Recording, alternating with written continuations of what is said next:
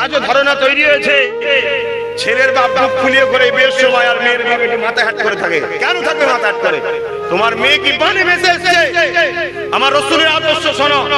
আমার নবী যখন বাইরে থেকে কিছু কিনে আনতেন, আমার রাসূল শিক্ষা দিয়েছে আগে তোমার মেয়েকে দেবে, মেয়ে খুশি মতো নিজের পছন্দ করবে, তারপরে ছেলেতে ভাগ দেবে, কারণ মেয়ে পরের ঘরে চলে যাবে। কিন্তু আমরা তো উল্টো, সব ছেলে ছেলে ছেলে, বুড়ো বয়সে ছেলে দেখবে মেয়েই দেখবে। সমাজে মেয়ের অপমান হচ্ছে না, হয়নি? আজকে মেয়ে এমন পূজা হয়ে গেছে, ওর বেদিতে গেলে টাকা খরচ হচ্ছে, ছেলে থাকলে টাকা ঘরে আনবে। কিন্তু চলে যান আরব কান্ট্রিতে, একটা মেয়ে বিয়ে করতে গেলে কম করে 1 কোটি 1.5 কোটি টাকা দেনমোহর দিতে হবে মেয়েটাকে। সিস্টেম পুরো উল্টো।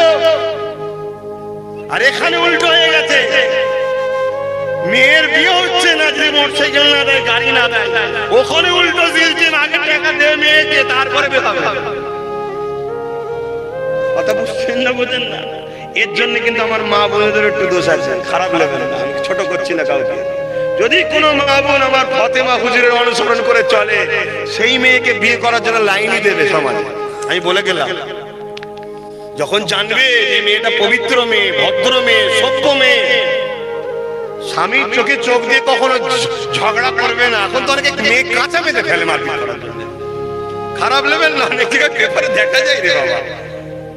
তুই চিন্তা করছে এই জিনিস নিয়ে আসবো কি করে, যা 4 লাখ 5 লাখের বিনিময়ে নিয়ে এসেছে।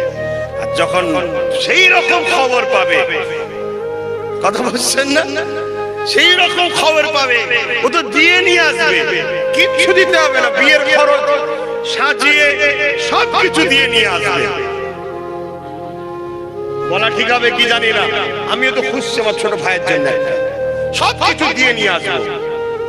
আছে সেরকম মেয়ে খুঁজে পাচ্ছি না, সব বেটা ছেলে।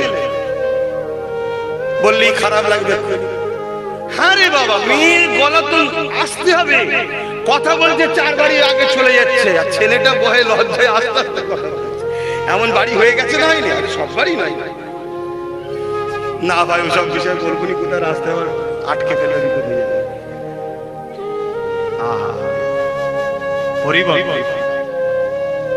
প্রত্যেকটা বাপ মাকে বলছি, পরিবার স্বামী স্ত্রীর সম্পর্ক হয় কিভাবে, একে অপরকে শ্রদ্ধা সম্মান করতে হয়, স্নেহ করতে হয়, ভালোবাসতে হয়, তবে তো শিখবে। আল্লাহ আমাদেরকে বোঝার তৌফিক দেন। বেশি জ্ঞান দিয়ে ফেলছি না তো, আবার বেশি জ্ঞান দিলেও অসুবিধা আছে।